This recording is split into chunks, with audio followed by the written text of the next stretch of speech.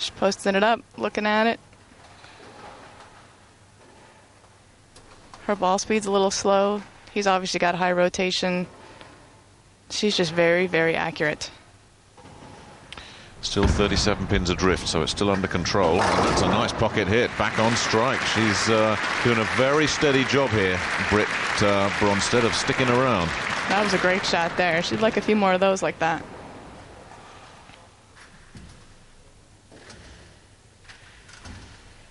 Yeah, it's not about power. It's about placement sometimes.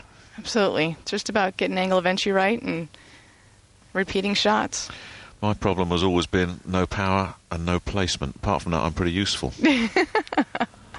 Hang in there. Keep working on it. You get it. I should take some tips from this fella. Look at this. Yeah, I wish he'd help me out a little more. Yeah, he looks pretty comfortable on the lane. He's got a pretty good handle of what's going on. Yeah, he's in danger of posting a pretty good score here. Let's just jinx him right now. The highest aggregate score is 491 from Alex Liu of Malaysia. He posted that. That's the unofficial target that Chris will be looking at. There's no bonus for getting the highest aggregate. It's apart from a bit of bragging rights. And amongst this group, that's pretty big. Exactly. These guys are a little competitive on and off the lanes. It's fun to watch. Yeah, unlike the women aren't. No, there's no competitiveness. No, none whatsoever. It's all for fun, I know. And $30,000. Exactly. If that doesn't get the competitive edge going, nothing ever will. Britt taking her time, just cooling that hand down. This is interesting. Britt slowed the game right down. Yeah. It's a good tactic. You know, if somebody gets on a roll, you kind of want to pace them a little bit, make them think about it.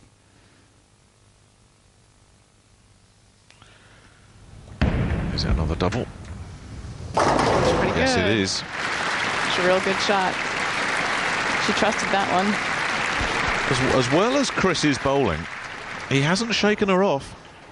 No, she's fighting back. She's going to give it to him. She's going to work hard. She's a world-class player. She knows what's going on. Yeah, on pace for 232 if she can strike out here in frame 10. I'm not sure who she's looking at in the competitors' area there.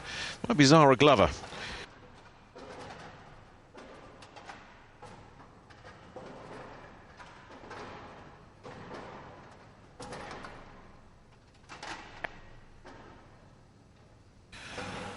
It's a suggestion that Britt is staying a little bit too close for comfort. Well, it was worth the wait.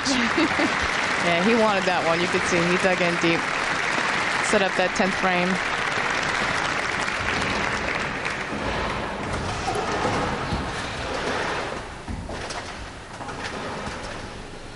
Very focused. Yeah, you can tell. You know, he knows how good she is. He's not just taking this lightly. And that is not game over. It's a healthy 37-pin lead. That can get turned around in one frame. Things change quickly in these matches. And we've seen it happen. 30-something pins with one open frame can just evaporate. Absolutely. But Britt's got to just stay with him. And is that... No, that's a shame. That's a real shame. That 9 had other ideas. Drifted a little high. Pretty good shot. She'd have liked it.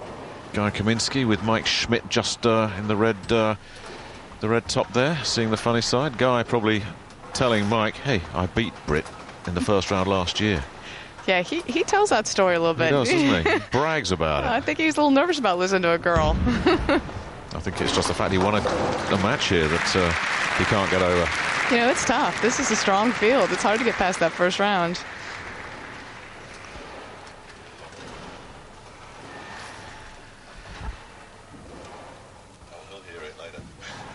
So Britt's posted over 200. It's no shabby score.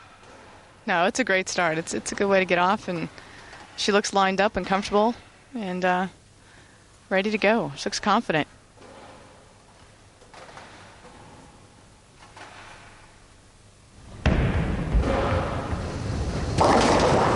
And there's that little hang spot. If you don't quite get it going up the lane the right direction, it'll kind of wiggle there.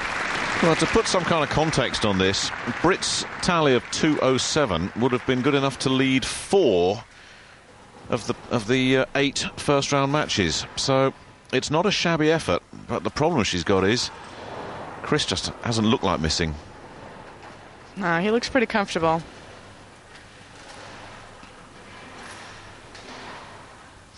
And he's still taking his time, though. A filthy look down the lane there. As if those pins have done him some sort of personal mischief. He knows these are important pins here. You get off to a big start and then get a little comfortable and have some fun next game. He'd like to get the first two and maybe try something else, whether it be a move on the lane or a ball change. He'd like to get those first two so we could experiment a little bit. Whoops. Hello. Left, right. Yeah, that was a bad start, obviously. Oh. There is a bit of movement. There's a foot swinging there, and it's into the left, and that's caught his eye. But as we've said before, you either play in an empty auditorium, and we don't want that, or you deal with the fans. Yeah, I think that was just a plain bad start. He just got a little tied up in his first couple steps and decided, we better do this again. That looked pretty good. But that'll take the smile off his face. The 10 stood up, so the bottom line is going to be, whatever Chris finishes up with, it's not going to be a massive lead. Yeah. See, he just didn't quite catch it all, that shot. Kind of missed it a little bit at the bottom versus some of the other ones that he got a handful on. He'll want this for the shot at the 10 bonus pins. I'll be curious to see if he switches balls here or makes a little move on the lane. Check to see what he does. He'd like to have another shot at it. Yeah, he doesn't look too happy, does he? Again, 40 pins isn't... there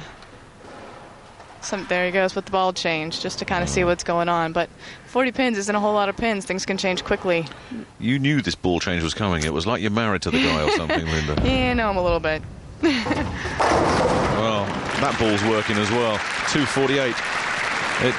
It's all clicking for Chris Barnes, but we're at the halfway point of this match, and Britt Bronsted hasn't quite given up the ghost, but nevertheless, Chris Barnes has things pretty much where he wants it. He leads by 41 pins at the turnaround. So Chris Barnes, from the Professional Bowlers Association Tour in the United States, up by 41 pins against Britt Bronsted, the cream of Danish bowling.